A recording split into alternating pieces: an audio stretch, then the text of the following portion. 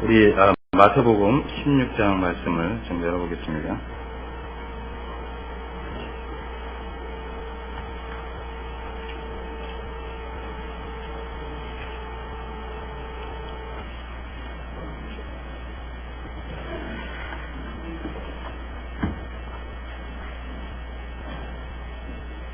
마태복음 16장 13절로 25절까지입니다.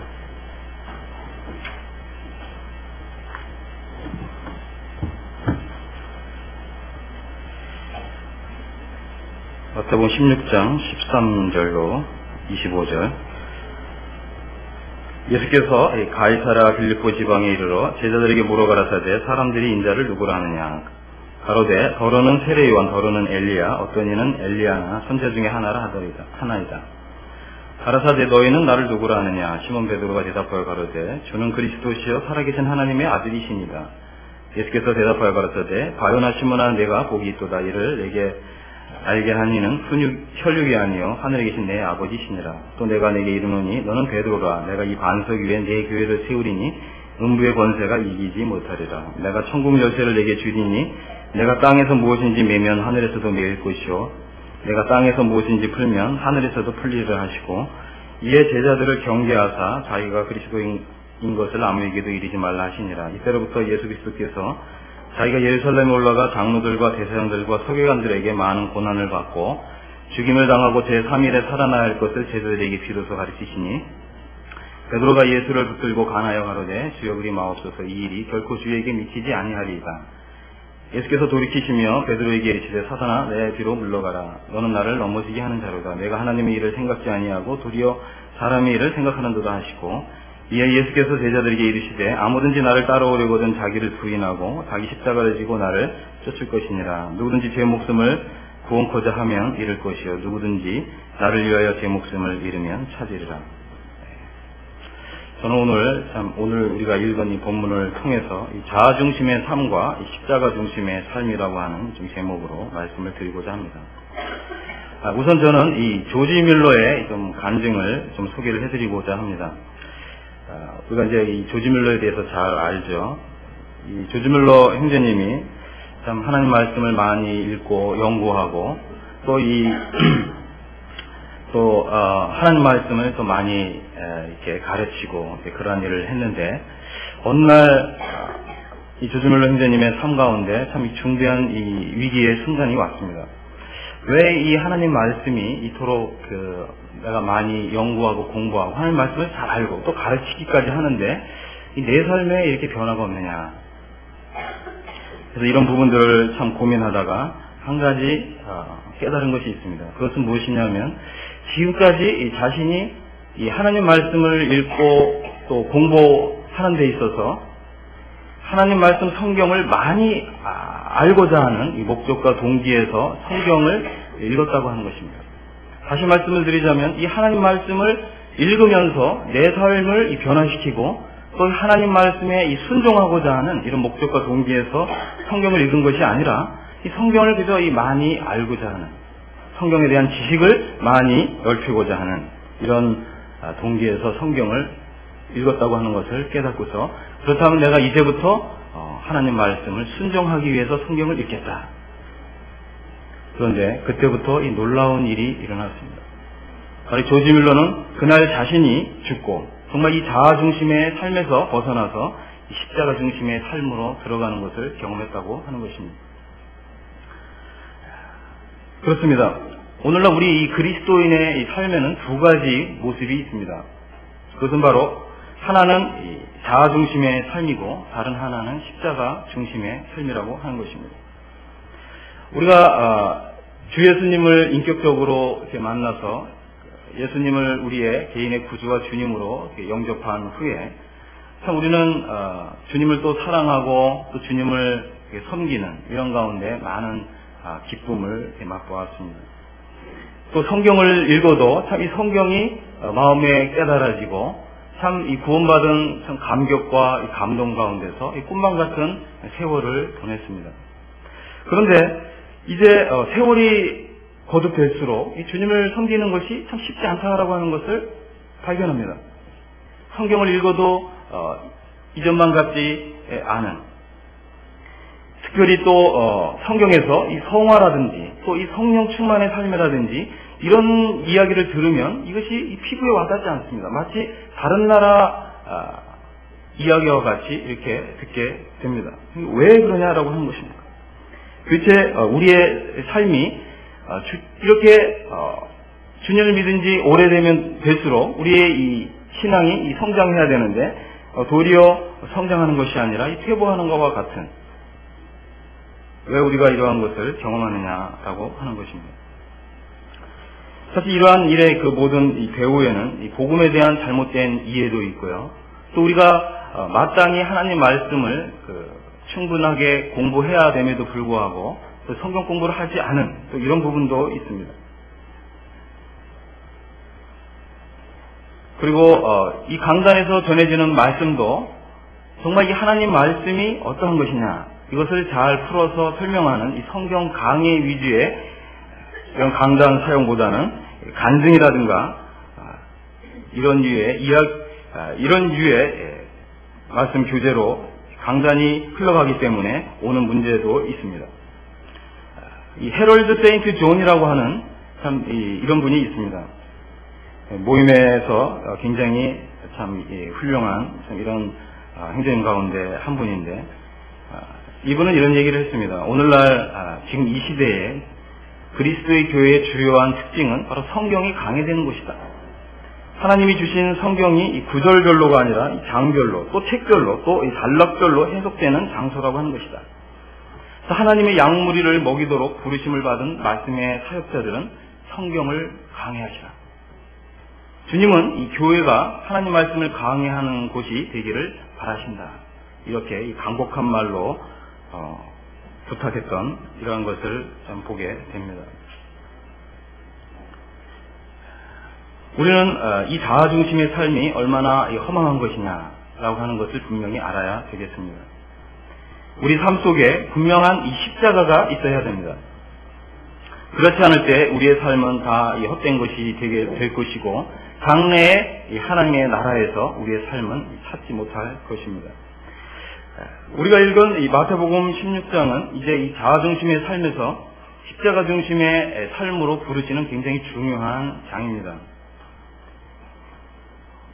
지금까지 마태복음 16장 이전까지 이 제자들은 마태복음 이 5장으로부터 시작해서 팔복의 말씀을 듣고 또 팔복에 나타난 주님의 이 교훈들을 자기의 삶 가운데 또 적용하고 또 주님과 함께 사역하고, 그리고 장래에 바로 이 주님의 나라에서 이 제자들이 누릴 영광을 바라보면서 굉장히 흥분된 꿈만 같은 이러한 시간을, 또 이러한 세월을 보냈습니다.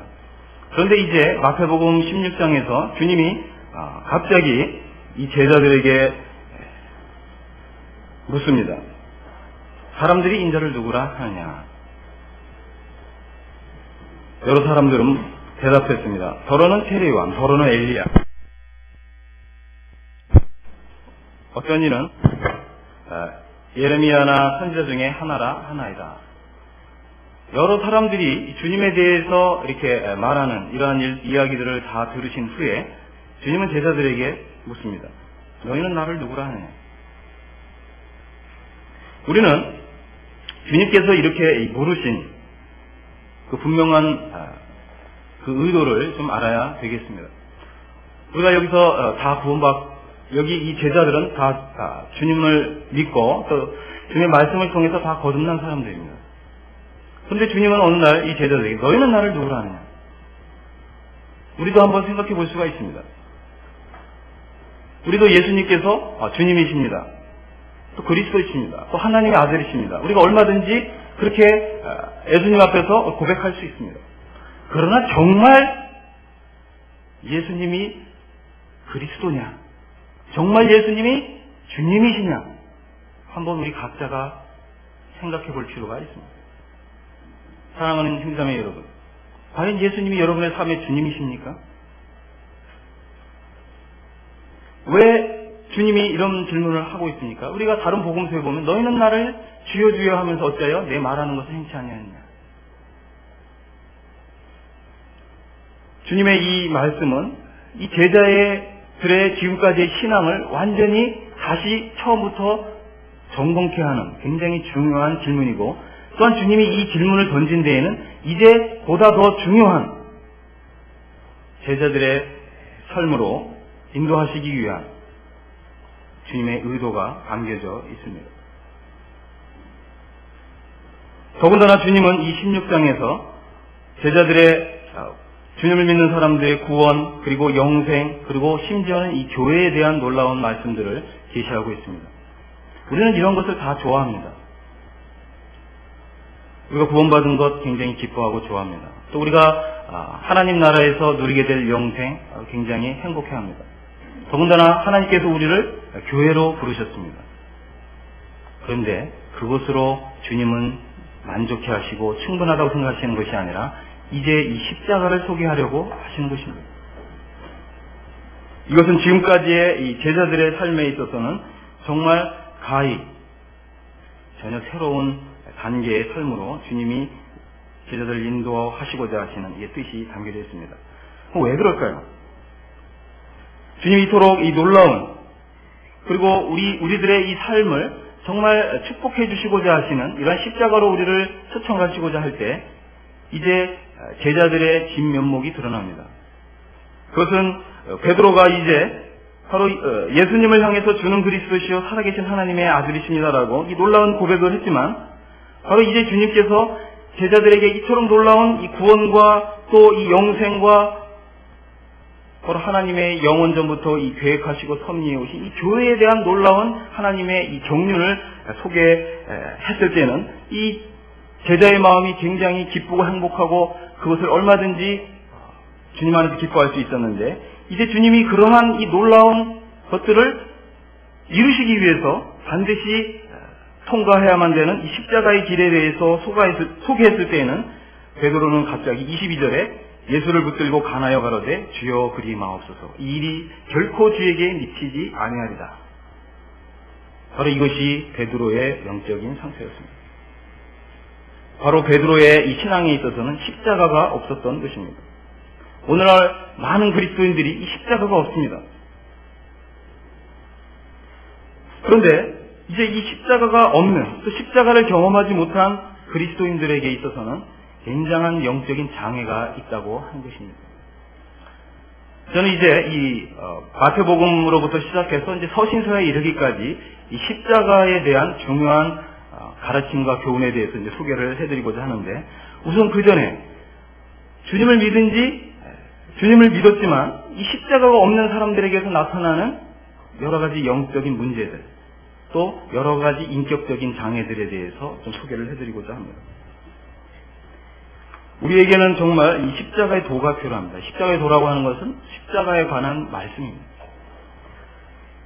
십자가의 도를 통해서 십자가 중심의 삶을 살지 못하는 그리스도인들은 이 정신적인 장애, 또 이 인격적인 장애를 경험하게 됩니다. 그리스도인들이 겪는 정신적인 장애에는 우선 이 의존성 인격이라는 것이 있습니다. 의존성 인격이라고 하는 것은 자신을 약하며 깨어지기 쉽고 또 비효과적인 사람이라고 생각합니다. 자신들이 내리는 판단에 확신이 없기 때문에 스스로의 능력과 취향을 무시합니다. 그리고 바로 자신들이 하나님의 이 형상을 따라 지으심을 받았고 바로 자신을 위해서 그리스도께서 죽으셨으며, 이제 바로 자신들에게 하나님께서 또 성령께서 독특한 은사를 주셔서 바로 이 그리스도인의 삶에 있어서 참 이 복되고 놀라운 삶을, 또 이 가치 있는 인생을 살도록 하나님께서 축복하셨다라고 하는 것을 믿지 않습니다. 그래서 이런 사람들에게는 이 복음이 굿뉴스임에도 불구하고 주님을 믿고 구원받았다는 것 외에는 복음이 더 이상 좋은 소식이 되지 못하고 있다고 하는 것입니다. 이런 사람들은 옛생활에 젖어서 자신을 약하고 부적합한 존재로 보며 또 무엇인가 이룰 수 있는 존재가 아니라고 생각을 합니다. 이런 이 의존성 인격을 가지고 있는 그리스도인들은 자존감이 낮기 때문에 여러 가지 이 미래에 대해서 많이 염려를 합니다. 학교, 직장, 결혼 문제에 대해서 자신이 결정을 내려야 함에도 불구하고 이 우유부단하게 됩니다. 그렇기 때문에 이러한 사람들은 여러 많은 사람들을 찾아다니면서 이 사람에게 이런 조언, 저런 사람에게 저런 조언을 구합니다. 자신들보다 더 우월하다고 느껴지는 사람들이 결정을 내려주면 그때서야 비로소 그 결정을 따라가는 이러한 사람들입니다. 왜 그렇다고요? 바로 십자가를 경험하지 못했기 때문에 그렇습니다. 두 번째는 이 배우형 인격이 있습니다. 이런 사람들은 다른 사람을 특별히 의식합니다. 대중의 인기를 끌고자 하고 마치 자신이 스타가 된 것처럼 행동해야 직성이 풀리는 사람들입니다. 이런 사람들은 다른 사람의 인정을 받기 위해서 공격적으로 인간관계를 맺고 또 사람들을 조종하려고 하고 또 다른 사람의 이 칭찬을 듣고자 이 무대를 약탈하는 사람들이라고 합니다. 이런 사람들은 속임수를 써서라도 자신들이 원하는 것을 얻기 위해 다른 사람들을 조종하고 압력을 가합니다. 그리고 마치 그렇지 않은 양 갖가지 가면을 쓰고 행동을 합니다. 이런 사람들의 특징은 오랜 동안 사람들과 신실한 인격적인 관계를 맺지 못한다고 합니다. 어떤 사람이나 일에 대해서 이 피상적인 경험을 갖고서 그것을 과대 포장해서 말한다고 합니다. 그런데 이러한 사람들의 특징은 주로 혼자 있을 때 내적인 공허감에 시달린다고 합니다. 세 번째는 이 자기애성 인격을 가진 사람입니다. 자기애성 인격 장애를 가진 사람들은 뭔가 이 연약해 보이거나 또 이 의존적인 삶을 사는 이러한 사람들을 경멸합니다. 자신은 이 강한, 그래서 이 연약한 성도들에 대해서 그들의 연약을 비난합니다. 자신들이 다른 사람들보다 위에 있고 더 우월하다고 생각하는 데서 삶의 만족과 의미를 찾습니다. 자신이 더 강하고 자신이 더 다른 사람보다 머리가 더 좋고 자신이 더 다른 사람들보다 빼어나고 또 실수도 적게 한다고 이렇게 생각합니다. 자기애성 인격장애를 가진 사람들은 자신의 욕망을 채우고자 다른 사람들을 또 이용하고 또 다른 사람들에 대한 입장에 서서 그들을 이해하려고 하는 이런 마음이 없습니다. 하지만 또 이러한 자기애성 인물들은 여러 가지 거창한 꿈을 꿉니다. 하지만 이 꿈을 구체적으로 그럼 어떻게 실현할 것이냐, 이것에 대해서는 아무런 계획이 없는 이런 사람입니다. 또 오만한 고집이 있고 또 권위적인 주장을 내세우는 이러한 사람들입니다. 이 강박성 인격을 가진 사람들이 있습니다. 강박성 인격장애. 그런 사람들은 이 사소한 일에 붙잡혀서 이 전체를 보지 못하는 사람들입니다. 이런 부류의 사람들은 주로 이 완벽주의적인 이러한 성향을 띠고 있습니다. 그리고 다른 사람들이 마치 자신의 말에 들어야 되는 것처럼, 그리고 다른 사람들도 자기처럼 해야 된다고 이렇게 주장하는 이런 사람들입니다. 다른 사람들에게 시시콜콜 간섭을 해대고 또 이런 사람들은 특별히 일에 중독이 되어 있기 때문에 이 일 저 일에 참여하기를 굉장히 좋아합니다. 그러나 정작 자기 일은 제대로 하지 못합니다.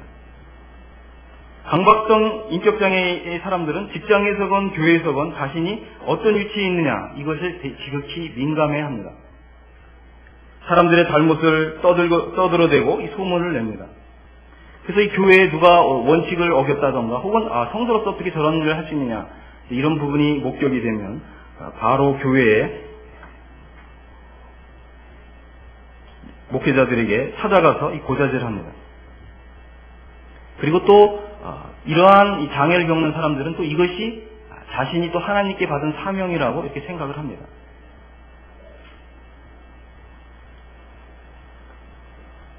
이런 사람들은 자신과 다른 사람들을 통제하고자 안달을 하고 그렇기 때문에 또 지나치게 또 양심적으로 나타납니다.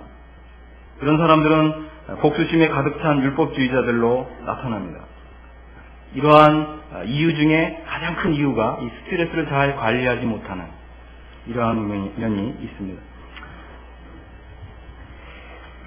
그 외에도 적대 공격성 인물장애, 수동 공격성 인물장애, 비사격성 인물, 편집성 인물, 분열형 인물, 여러 가지 이 장애들이 있지만 이것을 더 많이 소개하면 소개할수록 우리는 우울해집니다.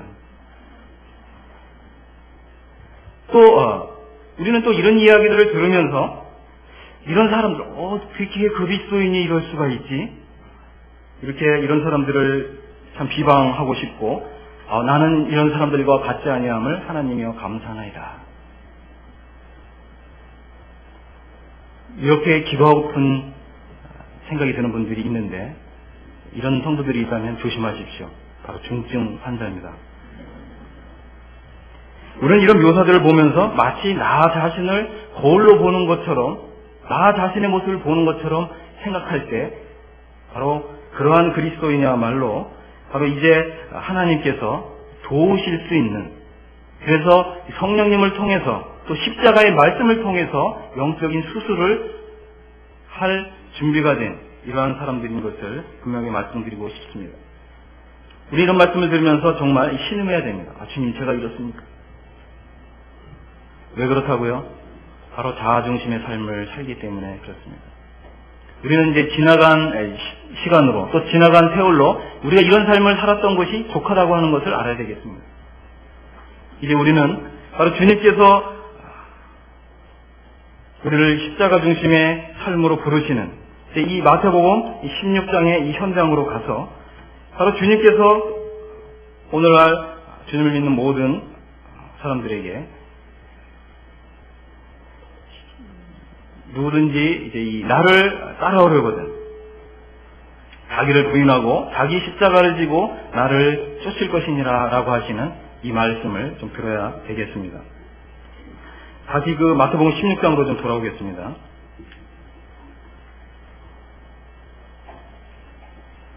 주님은 이 마태복음 16장에서 처음으로 주님의 이 죽으심과 부활에 대해서 말씀하고 가십니다. 그런데 이 주님의 죽음과 이 부활 사이에 바로 무엇이 있냐 하면 바로 십자가가 있습니다. 누구의 십자가입니까? 바로 주님의 십자가입니다. 주님의 십자가는 지금까지 제자들에게 약속하신 이 모든 것, 또 성경에 예언한 이 모든 것들이 이루어지기 위해서 반드시 있어야만 되는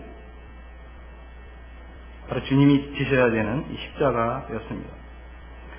그런데 이 자아중심의 삶 가운데 있었던 이 베드로는 참 이러한 주님의 이 죽음과 부활과 또 그 십자가에 대해서 말씀을 들을 때 베드로에게서는 참 이것이 이성적으로 생각하기에는 너무도 두려운 일이었고 또 주님이 지금까지 말씀하시고 약속하셨던 이 모든 것들이 정말 한순간에 주님이 십자가를 지셔야 된다라고 하는 이런 말씀을 드리면서 이 모든 것들이 일시에 무너지는 것처럼 여기저기에 그토록 하나님의 영감으로 가득한 믿음의 고백을 했던 베드로는 이제 육신적인 감정으로 가득해서 주여 그리마옵소서, 그것도 주님을 붙들고서 아주 간곡하게 아뢰는 것을 보게 됩니다.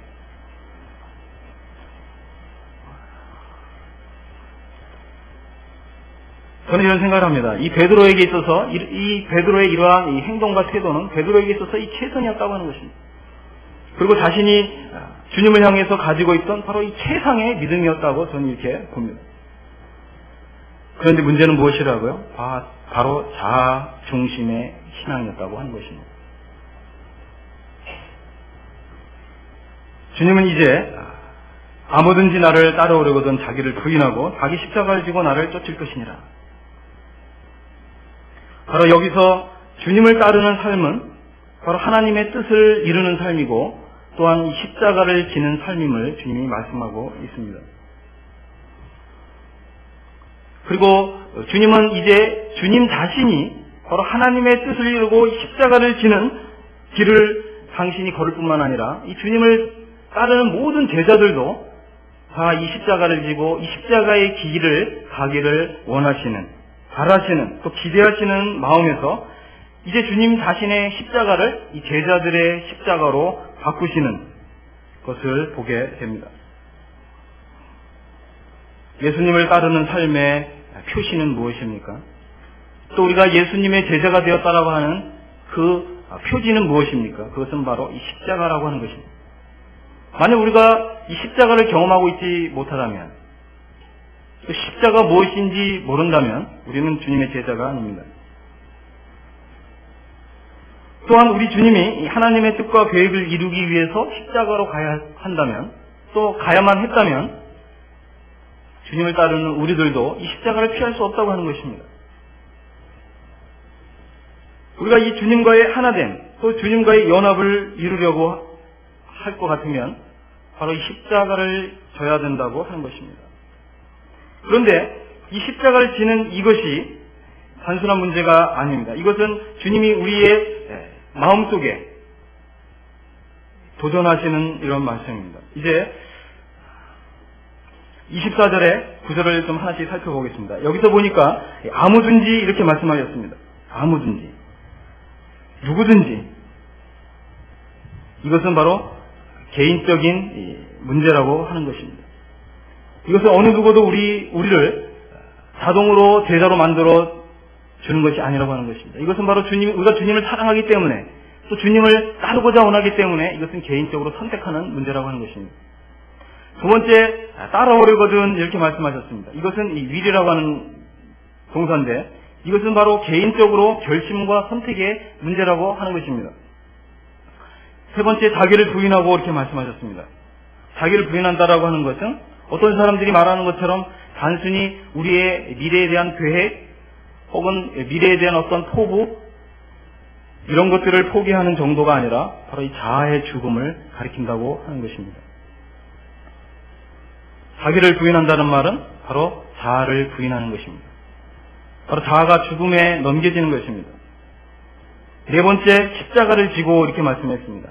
십자가라고 하는 것은 무엇입니까? 하나님의 뜻을 이루기 위한 방편입니다. 이 말은 곧 하나님의 뜻을 위해서 나의 목숨까지도 내어놓는다고 하는 절대적인 순복의 삶을 가리키는 것입니다.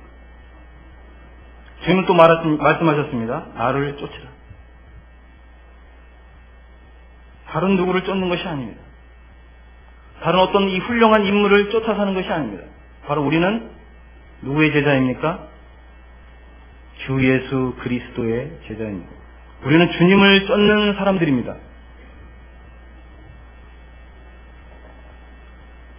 우리가 주님을 사랑하고 또 주님을 쫓기 때문에 우리의 이 삶의 목표는 오직 주님을 기쁘시게 해드리는 일에 우리 자신을 드리는 데 있는 것입니다.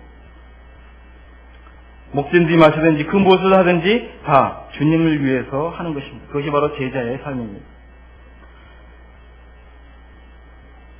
사도 베드로의 삶 속에서 이러한 주님의 이 말씀은 분명 깊이 새겨졌을 것이 틀림이 없습니다. 그래서 이 베드로전서 2장 21절에서는 이렇게 얘기합니다. 이를 위하여 너희가 부르심을 입었으니 그리스도도 너희를 위하여 고난을 받으사 너희에게 본을 끼쳐 그 자취를 따라오게 하려 하셨느니라. 주님이 우리에게 본을 보이셨다고 했습니다. 그리고 그 자취를 따라오도록 하셨다고 말하고 있습니다. 십자가는 무엇입니까?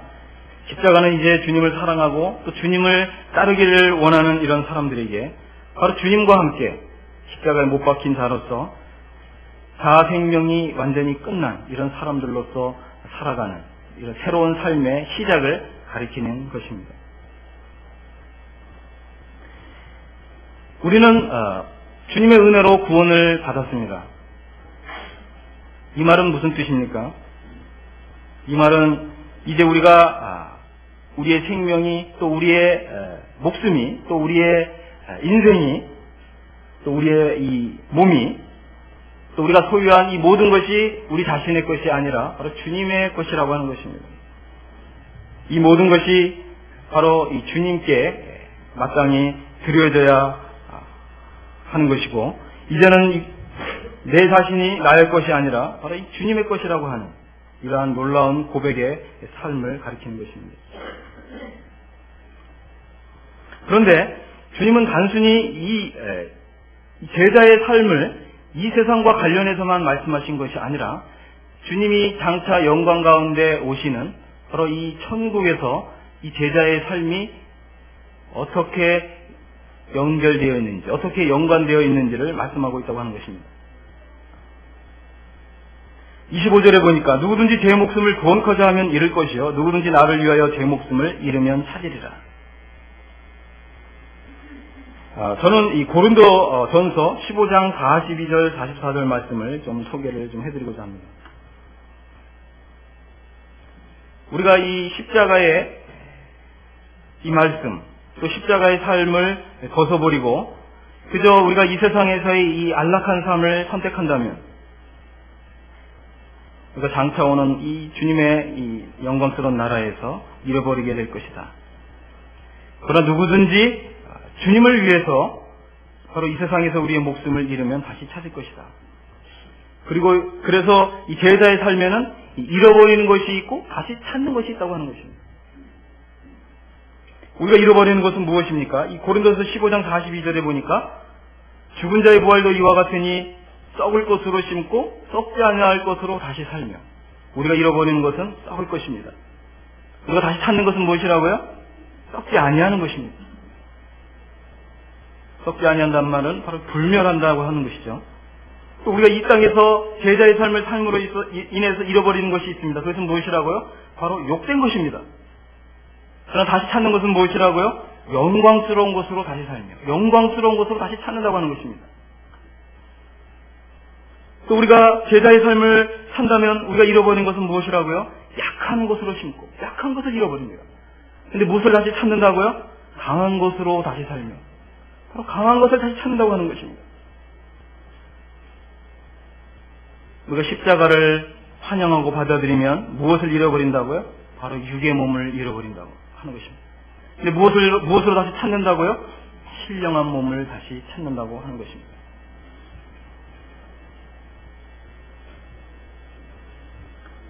우리 주님이 오늘날 이 십자가를 선택하고 이 제자의 길을 선택하는 주님의 사랑스러운 제자들에게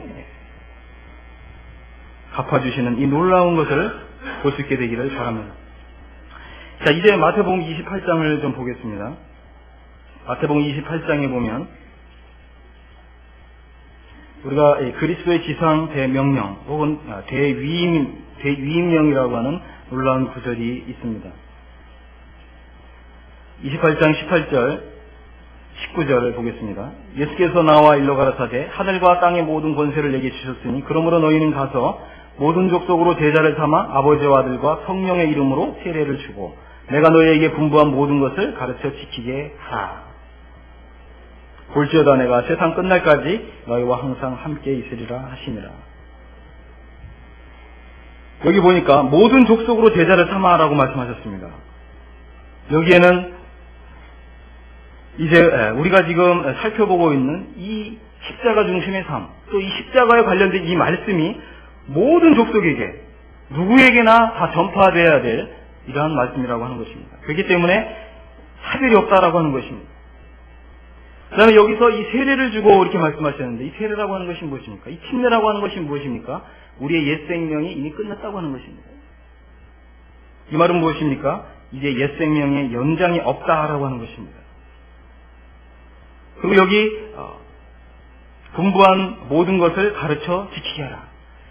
지금 이 마태복음에서 주님이 가르치신 이 가르침 가운데 어느 것 하나도 제외할 수 없다라고 하는 것입니다. 모든 것을 가르쳐 지키게 하라. 그래서 우리는 이 지상 대명령 가운데 없는 것 세 가지, 차별이 없다, 옛 생명의 연장이 없다, 제외됨이 없다. 그렇습니다. 이 십자가의 가르침은 반드시 모든 교회에 증거되어야만 하는 핵심적이고 필수적인 가르침이라고 하는 것입니다. 이제 서신서에서 이 십자가에 관한 가르침을 좀 살펴보고자 합니다. 그런데 매우 흥미로운 사실 가운데 하나는 이 십자가의 가르침이 신약 서신 가운데 오직 바울의 서신에서만 나타나고 있다고 하는 것입니다. 그런데 또 더 흥미로운 것은 이 서신서를 기록한 사람들 가운데 주님으로부터 이 십자가에 대한 가르침을 직접 듣지 않는 유일한 사람이 사도 바울이라고 하는 것입니다. 우리 이걸 통해서 무엇을 배울 수 있습니까? 주님으로부터 이 십자가에 대한 가르침을 직접 들었던 제자는 자신들이 사역하는 곳에서 이 십자가의 가르침을 전했을까요? 전하지 않았을까요?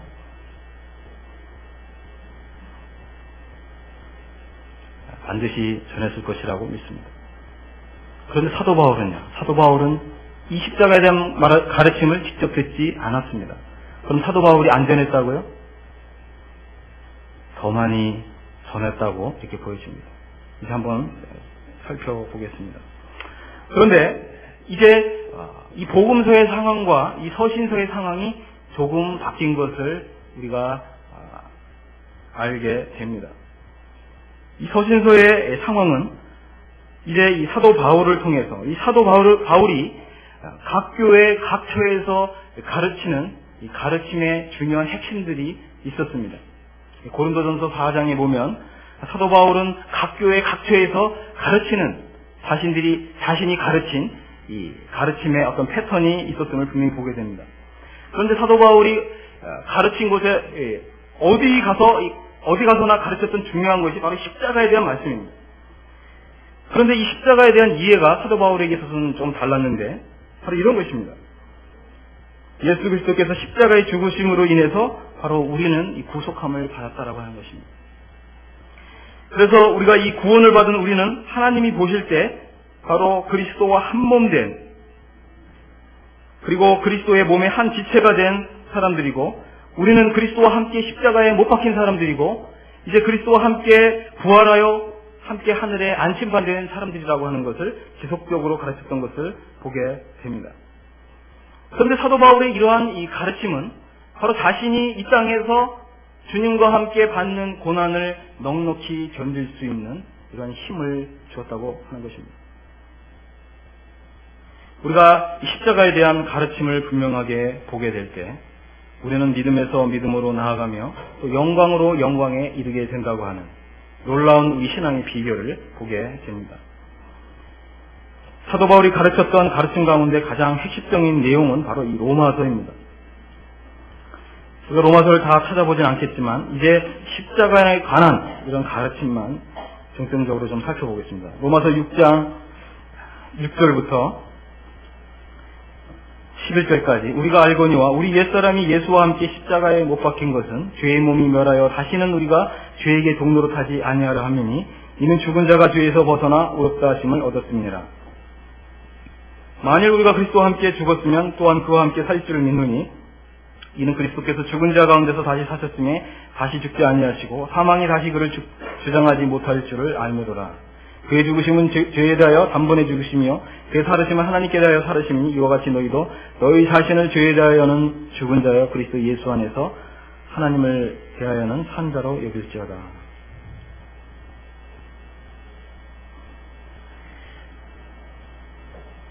로마서 6장은 성화에 대한 가르침이 시작되는 이런 장입니다. 사도 바울은 우리가 믿음으로 의롭다함을 받았다라고 하는 이 칭의에 관한 가르침을 시작하는 3장서부터 5장까지는 바로 우리가 그리스도와 함께 십자가에 못 박혔다는 사실을 드러내지 않았습니다. 그러나 이 성화에 관한 중요한 가르침을 시작할 때에는 이제 이 십자가에 관한 이 가르침으로 시작하는 것을 보게 됩니다. 그리고 우리가 바로 이 그리스도와 함께 십자가에 못 박혔고 바로 우리가 이 죄의 몸이 십자가를 통해서 멸해졌다라고 하는 놀라운 이 영적인 진리를 우리에게 드러내주고 있는 것을 보게 됩니다. 이것은 하나님 편에서 이루어진 일이지만 그럼에도 불구하고 사도 바울은 8절에 보니까 만일 우리가 그리스도와 함께 죽었으면이라고 말합니다. 하나님 편에서 이루어진 놀라운 사실이지만 이것을 오늘날 우리가 믿음을 통해서 우리의 삶에 적용하는 문제가 따로 있다고 하는 것입니다.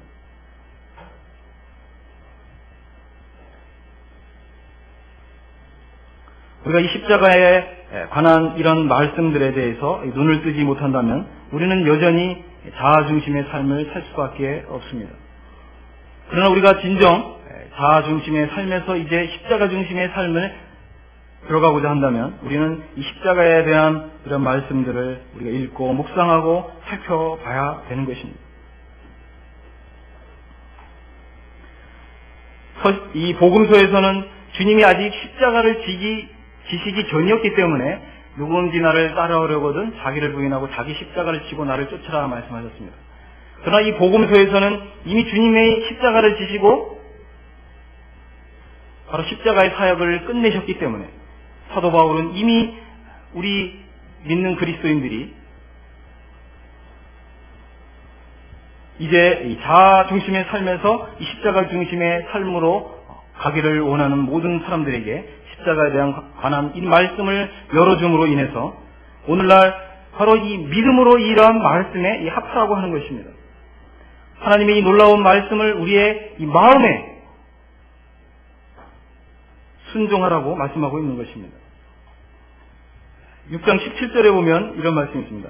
하나님께 감사하리로다. 너희가 본래 죄의 종이더니 너에게 전하여 준 바 교훈의 본을 마음으로 순종하여. 어떤 사람들은 이렇게 얘기합니다. 십자가에 관한 말씀 좀 많이 들었습니다.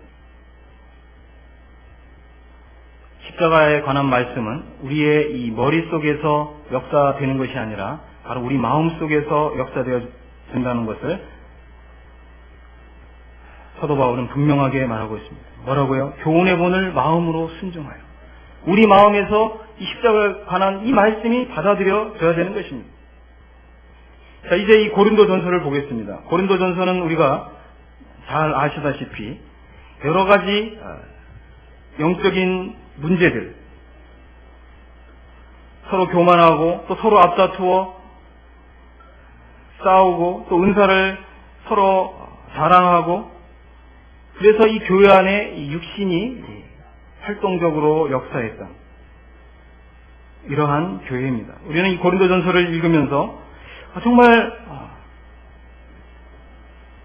구원받은 성도들이 어떻게 이렇게 이럴 수가 있느냐, 이렇게 생각할 수가 있습니다.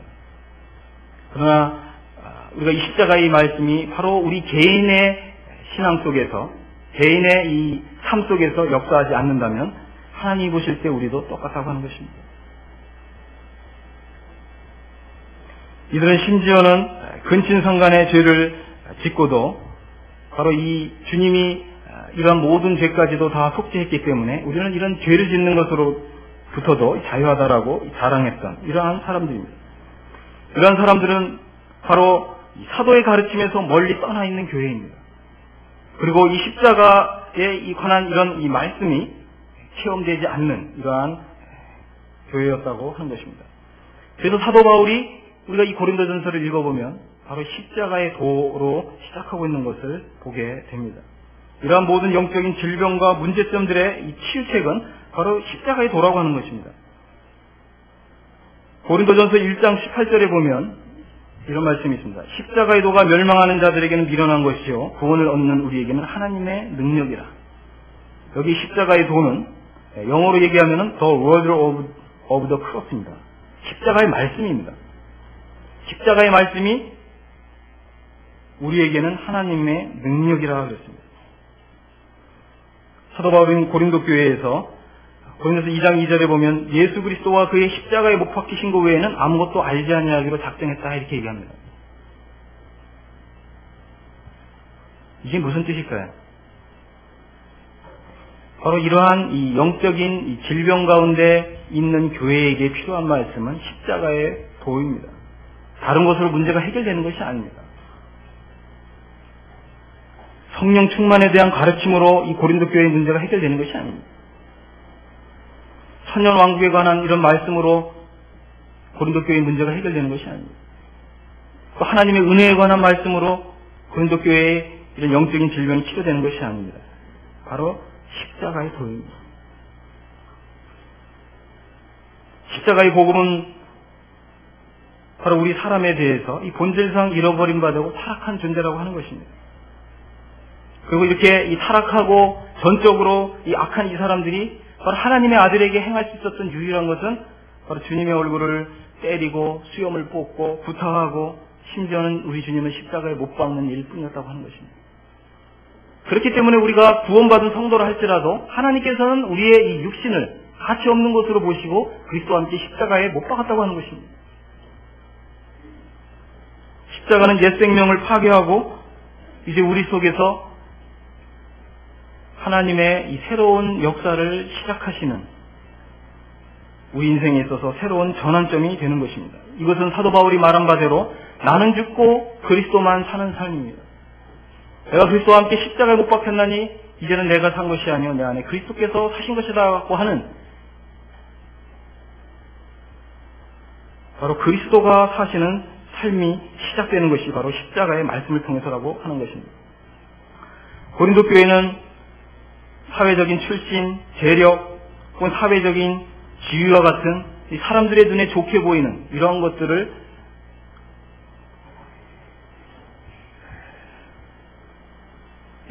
더 좋게 생각하고 또 그렇게 행동을 했습니다.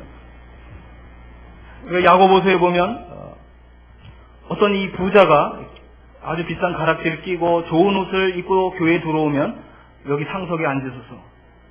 그리고 가난하고 좀 없어 보이는 사람이 들어오면 거기에 섰든지 그냥 가든지.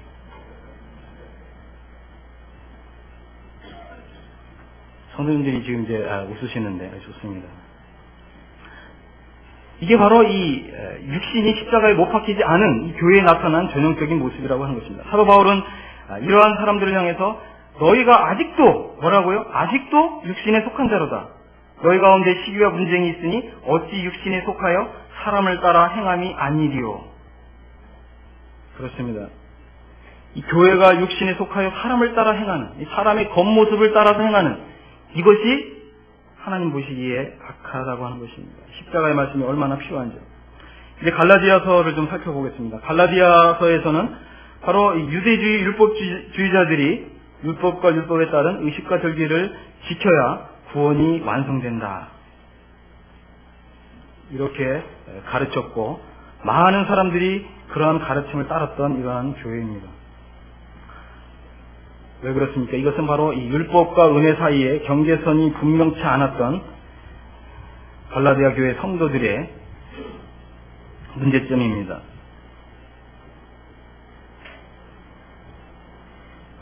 왜 은혜와 율법 사이의 경계선이 분명치 않았다고요? 그것은 바로 갈라디아 교회 성도들이 십자가에 대한 가르침을 받지 않았거나 혹은 아직 이런 가르침을 받지 못했거나 혹은 이런 가르침을 받았어도 이것을 망각했거나 잊어버렸거나 그래서 사도 바울은 이러한 문제에 대한 해결책도 십자가에 대한 가르침으로 시작을 하고 있습니다. 이 갈라디아 교회 사람들은 바로 이 오늘날 이 십자가에 못 박힌 그리스도의 사람들인 바로 우리들에게는 바로 이 할례가 필요 없는데도 불구하고 이 할례를 받음으로 인해서 육체의 모양을 내려고 했던 사람들입니다. 이것은 무슨 뜻일까요? 바로 이 갈라디아 교회 사람들은 이 아브라함이 이 하나님과의 언약 가운데 있었고 또 자신은 이제 이 아브라함의 자손이고 그래서 아브라함이 받았던 이러한 할례를 자기 몸에 받음으로 인해서 봐라 내 몸에 아브라함의 자손의 흔적이 있다. 이제 이렇게 자랑하고 싶은 것입니다. 육신이 살아있으면 뭘 자랑하고 싶지 않겠습니까?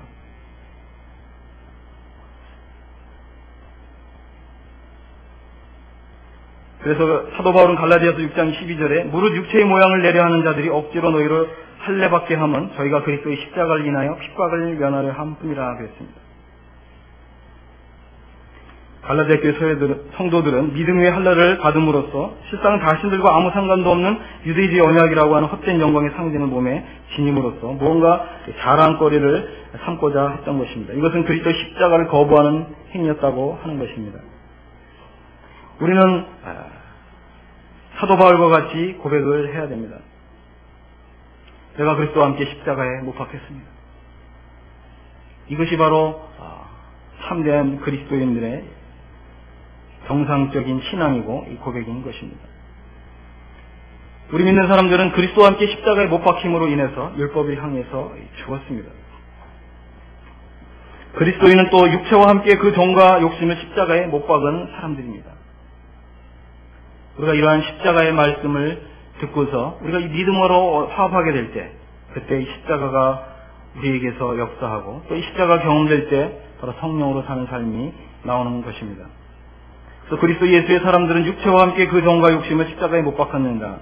만일 우리가 성령으로 살면 또한 성령으로 행하시니라고 말씀하고 있습니다.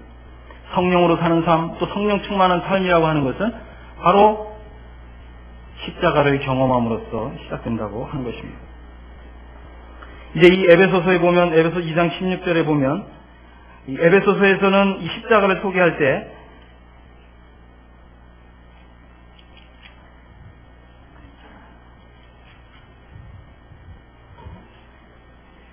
또 십자가로 이 둘을 한 몸으로 하나님과 화목하게 하려 하심이라. 원수된 것을 십자가로 소멸하시고 이렇게 했습니다.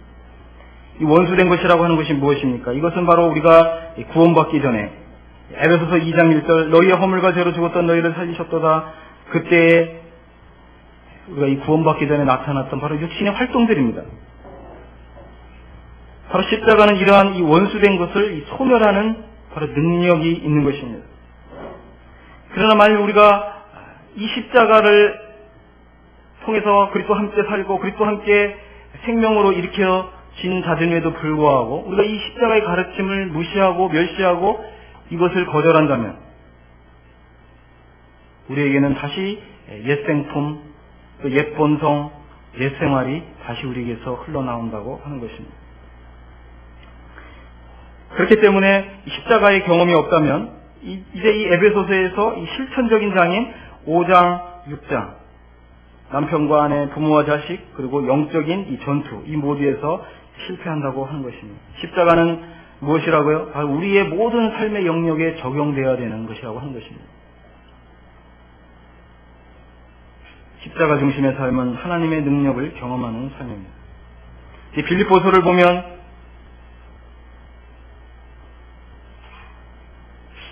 우리가 이 빌립보서를 볼 때 왜 빌립보서에서 이 2장에 이 그리스도께서 이 겸손에 대한 본으로 제시되었는가 라고 하는 것을 우리가 쉽게 잘 파악하지 못할 수가 있는데 그러나 1장 27절에 보면 너희는 그리스도 복음에 합당하게 생활하라. 그리고 너희가 일심으로서 한 뜻으로 복음의 신앙을 위하여 협력하라. 2장 14절에 보면 모든 일을 원망과 시기가 없이 하라. 2장 21절에 보면 저희가 다 자기 일을 구하고 그리스도 예수의 일을 구하지 아니하되 그리고 4장 2절에 보면 내가 유오디엘을 권하고 순두개를 권하노니 주 안에서 갚은 마음을 품으라. 무슨 말입니까? 이 빌립보 교회 성도들 가운데 복음에 합당하게 생활하지 않는 모습이 나타난 것입니다. 또 복음의 신앙을 위해서 협력하지 않는 모습이 나타난 것입니다. 또 원망과 시기가 있었던 것입니다. 또 자기 일을 구하고 그리스도 예수의 일은 구하지 않는 모습이 나타났던 것입니다. 그리고 유오디와 순두개가 서로 다투었던 것입니다. 빌립보 교회에도 바로 그리스도의 이 십자가가 필요했다고 하는 것입니다. 그래서 바로 이 빌립보서에서는 바로 이 십자가를 자신의 이 신앙에 있어서 이 중심으로 삼았던 세 인물이 나옵니다. 그것은 바로 바울, 그리고 이 디모데, 그리고 에바브로 기도입니다. 그래서 이 빌립보서에서도 우리가 과연 자아 중심의 삶을 살 것이냐 아니면 이 십자가 중심의 삶을 살 것이냐 이 결단하도록 하는 중요한 메시지가 빌립보서에 담겨 있는 것입니다. 바울이 제시한 바로 이러한 모든 영적인 문제, 갈등으로부터 벗어나는 길은 바로 3장 10절에 내가 그리스도와 그 부활의 권능과 그 고난에 참여함을 알려하여 그의 죽으심을 본받아라고 말하는 바로 여기에 있습니다. 빌립보 교회의 문제점도 역시 육신에 있었던 것입니다. 그런데 이제 이 빌립보 교회에는 바로 그리스도의 이 십자가의 가르침을 거부하는 이런 사람들이 있었던 것을 보게 됩니다. 3장 17절부터 보겠습니다. 빌립보 3장 17절 형제들아 너희는 함께 나를 본받으라. 또 우리로 본을 삼은 것 같이 그도로 행하는 자들을 보이라. 내가 여러 번 너희에게 말하였거니와 이제도 눈물을 흘리며 말하노니 여러 사람들이 그리스도 십자가의 원수로 행하는 자. 저희의 마침은 멸망이요 저희의 신은 되어 그 영광은 저희의 부끄러움에 있고 땅의 일을 생각하는 자라. 오직 우리의 시민권은 하늘에 있는지라. 거기에서 구원하는 자 곧 주 예수 그리스도를 기다리노니 그가 만물을 자기에게 복종케 하실 수 있는 자의 역사로 우리의 낮은 몸을 자기의 영광의 몸의 형체와 같이 변케 하시리라. 여기 잘 보면 사도 바울은 그리스도 십자가의 원수를 언급하고 있습니다. 어떤 사람들은 이 구절을 그리스도의 원수다 이렇게 해석을 합니다. 그럼 다시 한번 생각해 봐야 됩니다. 17절에 무엇으로 시작합니까? 형제들아 너희는 함께 나를 본받으라. 18절에 내가 여러 번 너희에게 말하였거니와 이제도 눈물을 흘리며 말하노니 여러 사람들이 그리스도 십자가의 원수로 행하느니라. 과연 우리가 이 구절을 믿지 않는 사람들에게 그리스도의 십자가의 원수로 행하는 사람들을 믿지 않는 사람들이라고 적용할 수 있을까요? 어떤 사람들은 그렇게 해석을 합니다. 왜 그럴까요? 성경을 잘 봐야 됩니다.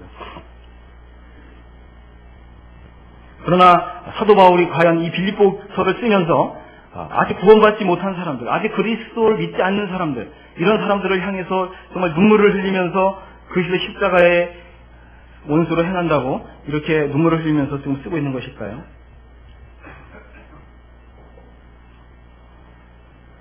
사도 바울이 쓴 모든 서신들은 바로 교회에 보낸 서신들입니다. 그리스도의 십자가의 원수로 행하는 사람들, 이런 사람들 어떤 사람입니까? 첫 번째, 땅의 일을 생각하는 사람들입니다. 이 사람들은 이 세상과 관련된 자기 자신의 유익에만 관심이 있는 사람들입니다. 자아 중심의 삶을 사는 사람들입니다. 그런데 이 사람들과 다른 사람들이 있었습니다. 바로 20절에 우리의 시민권은 하늘에 있는지라 거기로서 구원하는 자 곧 주 예수 그리스도를 기다리는 바로 그리스도, 바울, 디모데, 에바브로디도 바로 이 성도들은 바로 하늘의 일을 생각하는 사람들이었다고 하는 것입니다. 바로 이 사람들의 삶은 어떤 사람들이었습니까? 바로 자기 자신을 위해 사는 삶이 아니라 다른 성도들을 위해서 또 주님을 위해서 자신을 쏟아붓는 삶을 사는 사람들이었습니다. 우리가 영적으로 퇴보하는 첫 단계는 무엇입니까? 바로 자아를 만족시키는 땅에 속한 일에 우리의 마음과 생각을 쏟는 것입니다. 바로 이것이 십자가와 또 십자가가 의미하는 모든 것을 벗어버리는 것입니다. 두 번째, 그 영광은 저희의 부끄러움에 있다 이렇게 했습니다. 이 말은 무슨 뜻입니까? 예를 들자면 사도 바울이 구원받기 전에 바로 자신이 하나님을 섬긴다고 생각하면서 자기의 종교적인 열심으로 행했습니다. 그런데 그가 정말 하나님을 알고 있었을까요? 바로 그의 삶은 부끄러움 뿐이었다고 하는 것입니다. 우리가 자아중심의 삶을 살게 될 때 바로 그 영광이 부끄러움에 있게 된다고 하는 것입니다. 또 이들의 신은 대답을 했습니다. 이 말은 무슨 뜻입니까? 이 권력과 지위와 물질에 대한 굶주림이 있는 것입니다. 기쁨이나 또 으뜸되고자 하는 이 갈망 가운데 사는 사람들이라고 하는 것입니다. 또 자기가 좋아하는 사람들을 또 자기의 신복을 만들고 교회를 분열시키는 일꾼들입니다. 바로 이들의 하나님은 자기 배라고 하는 것입니다. 권력과 지위와 물질에 대한 굶주림. 그러나 이 십자가 중심의 삶을 사는 성도들은 바로 무엇에 대한 굶주림이 있습니까? 하나님의 말씀. 우리 성도님들은 오늘 어디에 굶주림이 있습니까? 권력, 지위, 물질입니까? 아니면 하나님의 말씀. 그 십자가의 도. 바로 어디에 굶주림이 있습니까? 그런데 우리가 이 예수님을 주님으로 고백하면서 이러한 일을 행한다면 주님이 어찌 우리를 인정하겠느냐 하는 것입니다. 저희의 마침은 멸망이라고 그랬습니다. 이 멸망이란 말은 불신자들에게 해당하는 말이 아닙니다. 고린도서 10장에 보면 사도 바울은 이스라엘 백성들에 대해서 멸망이란 단어를 사용했습니다. 이 멸망이란 단어는 이 지옥 간다라고 하는 의미도 아니고 또 이 구원을 잃어버린다고 하는 뜻도 아니고 바로 이 상실의 해를 당한다고 하는 뜻입니다. 고린도서 3장에 보면 우리 성도들이 장래의 그리스도 심판대 앞에서 불로써 공력으로 시험을 받게 될 때 그 공력이 다 불에 타면 해를 받는다고 그랬습니다. 바로 이 멸망이라고 하는 단어는 바로 이 해를 당한다라고 하는 뜻입니다. 우리 이 그리스도인의 삶이라고 하는 것은 무엇입니까? 이제 사도 바울이 말한 대로 바로 이 십자가 중심의 삶을 사는 것입니다. 사도 바울은 바로 이 그리스도인들의 이 자랑이 어디에 있느냐? 바로 십자가에 있다라고 했습니다. 십자가가 바로 우리의 자랑입니다. 왜 그렇습니까? 이 골로새서에 보면 이제 좀 짧게 좀 보고 마치겠는데 골로새서에 보면 골로새 2장 6절에 보면 그러므로 너희가 그리스도 예수를 주로 받았으니 그 안에서 행하되라고 말하고 있습니다. 이 말은 무엇입니까? 우리가 그리스도 예수를 주로 받았다고 하는 것은 이제 우리가 주님을 따르는 사람들이라고 하는 것입니다. 주님이 십자가를 마다하지 않고 그 길을 가셨듯이 바로 우리도 십자가의 길을 선택하는 사람들입니다. 십자가의 길을 선택하되 의도적으로, 의식적으로, 적극적으로, 믿음으로 선택하는 사람들입니다. 바로 그것이 너희가 그리스도 예수를 주로 받았으니라고 하는 뜻이고 그 안에서 행하라고 하는 것입니다. 2장 15절에 보면 사도 바울은 말합니다. 십자가로 승리하셨느니라. 바로 십자가가 우리의 승리라고 하는 것입니다. 그러므로 우리는 다시 육신에 져서 육신대로 살 것이 아니라고 하는 것입니다. 우리는 육신대로 살 필요가 없습니다. 우리가 이제 더 이상 자아중심의 삶을 살 필요가 없다고 하는 것입니다. 바로 십자가의 말씀을 읽고 묵상하십시오. 그리고 이 십자가의 이 실제가 우리의 삶 속에서 능력으로 나타나기까지 하나님께 기도하시고 더 깊이 있게 하나님 말씀을 묵상하십시오. 십자가는 바로 우리의 승리입니다. 승리인 십자가가 우리에게 있는 한 우리는 결코 패배자가 아닙니다. 우리 그리스도인들은 바로 예수 그리스도와 함께 십자가에 못 박힌 사람들입니다. 이제 마지막으로 갈라디아서 2장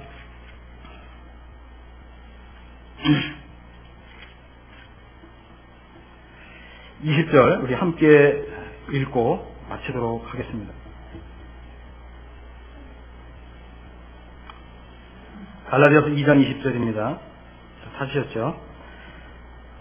읽겠습니다. 시작. 내가 그리스도와 함께 십자가에 못 박혔나니 그런즉 이제는 내가 산 것이 아니요 오직 내 안에 그리스도께서 사신 것이라. 이제 내가 육체 가운데 사는 것은 나를 사랑하사 나를 위하여 자기 몸을 버리신 하나님의 아들을 믿는 믿음 안에서 사는 것이라. 하나님께서 이 말씀으로 우리 모든 형제자매들을 축복해 주시기를 바랍니다. 기도하고 마치겠습니다.